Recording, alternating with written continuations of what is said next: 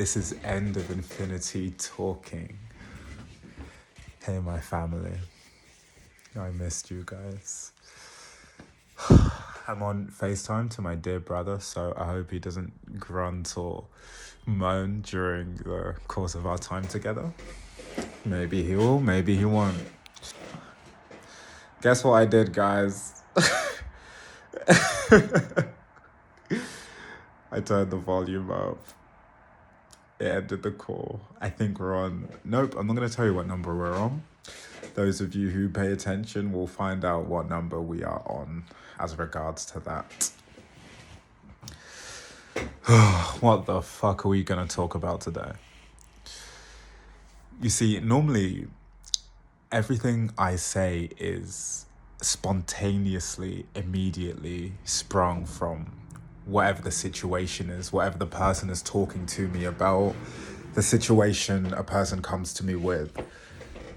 And every single issue, every single problem, every single situation is an entry point for us to dive into truth. It doesn't matter what we are talking about, relationships, work, nervousness, anxiety, insecurity, being unable to talk to strangers down the street. Every single topic on this earth is an entry point to truth. So it doesn't matter where we start from. We always find home base. And that's what I thrive in. I thrive in spontaneity.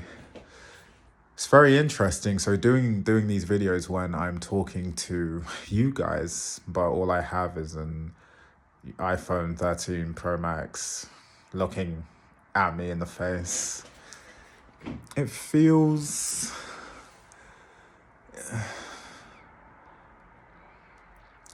I thrive in responsiveness and in the real life situations, and this is why in private sessions the conversation is absolutely miraculous, because it springs from a real life source. It springs from real situations. It springs from your real situation, and where we go from there is infinite.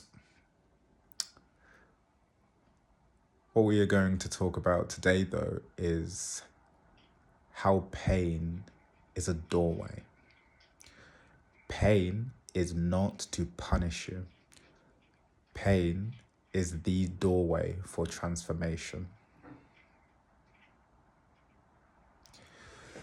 You can numb the pain if you wish to make it easier for yourself, but you will also numb the transformation and reduce the level of growth that was destined to you, should you choose to numb the furnace that the universe has provided for your destiny.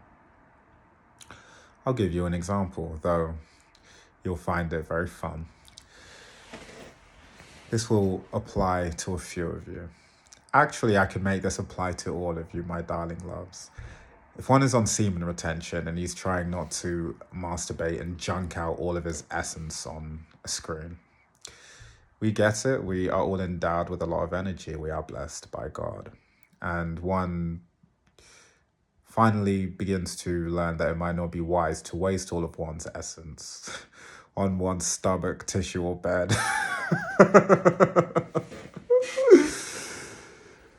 So he begins to have this energy building up, and you know what they say, go work out, go to the gym, go outside. How many times are you going to go to the fucking gym? You always got to come back home. And anyone sober and sane and wise realizes this.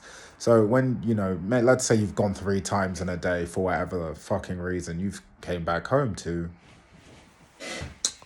your bed.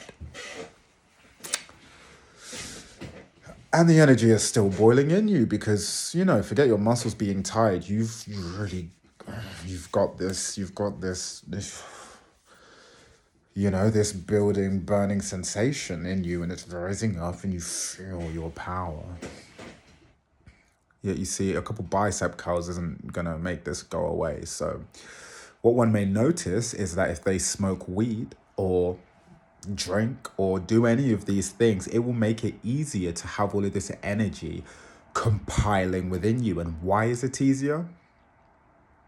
It's easier because you're actually killing these alive sparks of divine fire. You are numbing these cells so you don't feel their transformation as much. Okay? It is easier to spend time alone by yourself if you smoke weed. Why, my friend? It will numb you out. It will make you mellow.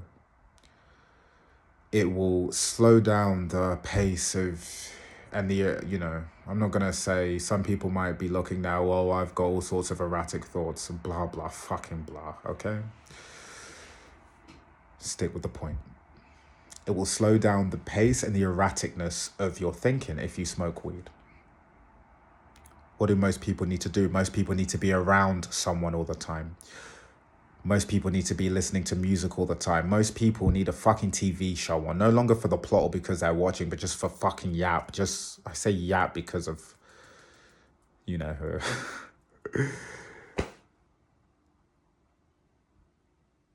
Most people need to have a TV show on. Just to hear someone fucking talking, okay? So being alone clearly is a hard thing to do. And I don't mean alone, but you're on your phone on TokTik, okay? I mean alone. So, okay, I accidentally pressed the volume button, picking my phone up. So the tally has gone up twice in one video.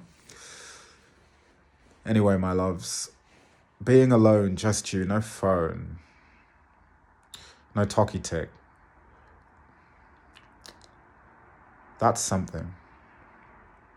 That's really something. No TV show, no music. You hear every single one of your hidden thoughts, every single unfolded piece of clothing in your wardrobe tumbles out on top of you when you sit on your own with no distractions. If you survive that with no numbing, what's going to happen when you come out the other end of that? Who will you be? What will you be able to handle? What will you know? What levels of stress will you be able to endure? What levels of people will you be able to discern? What will you be able to do? Who will you be? Should you be able to sit with your own thoughts? And now you can see exactly what I mean, because you could numb it. You could, because it's easy. Smoke weed. You could, because it's easy. Watch a show. You could, on TokTik, scroll, because it's easy. And yet, should you choose to experience the furnace, I think you might find yourself a forged piece of steel on the other side.